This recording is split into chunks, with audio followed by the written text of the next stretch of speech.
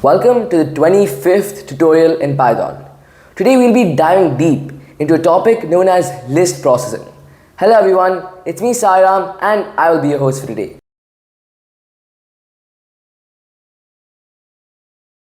When you hear list processing in Python, think of it like editing a playlist.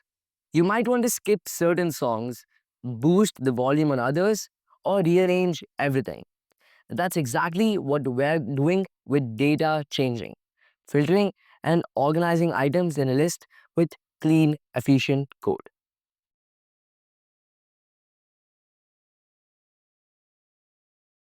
Let's start simple. Like how we learned last time, how do you check if something is in a list? Python makes it natural, like asking a question in plain English. If banana in fruits, print banana is available. The in keyword is clean and readable. Just as easily, you can check for something not being in a list.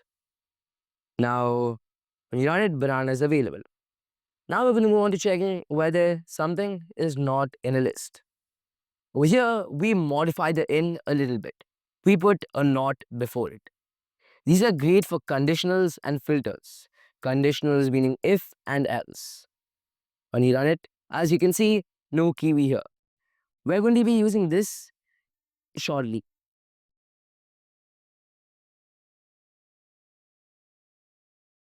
Let's say we want to keep only items not in a banned list.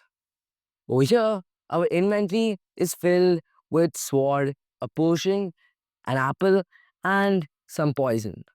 Now, the banned thing is poison, which we currently have.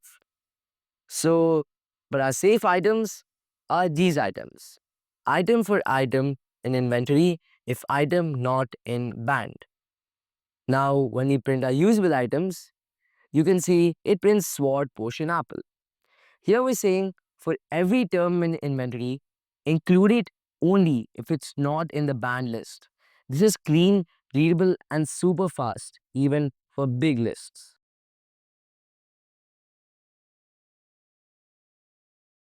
Now, what if you want to change items while you're looping through the list, like doubling through every score? List comprehensions makes this so intuitive. It reads like English. When we run it, as you can see, the access is granted to both.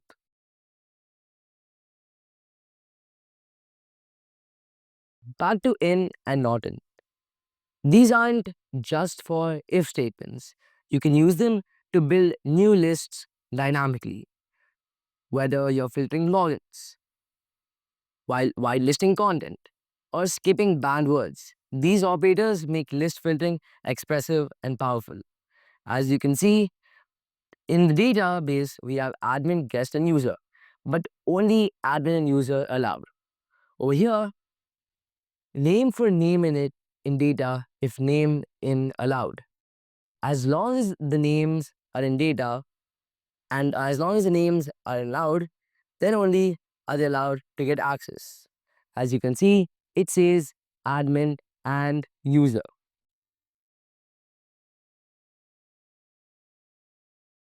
Let's do a real world example. Imagine you're running an online survey and users can select interests. You want to remove any that are inappropriate or banned. This is the same list processing logic we've been practicing for real tools and for real applications. When you run it, as you can see, approved interests are music, gaming, and sports. The user input was music, gaming, gambling, and sports. But the banned thing is gambling. So when we want to clean it, we put clean is equal to interest for interest in user input if interest not in banned. So as long as the interests are not in the band, they'll move on to the clean list. But if they are in the band, then they're going to get removed from the user input. So when you run it, approved interests, music, gaming, and sports. If this video helped you see lists in a completely new and different way, make sure to subscribe and hit the like button for more Python tutorials.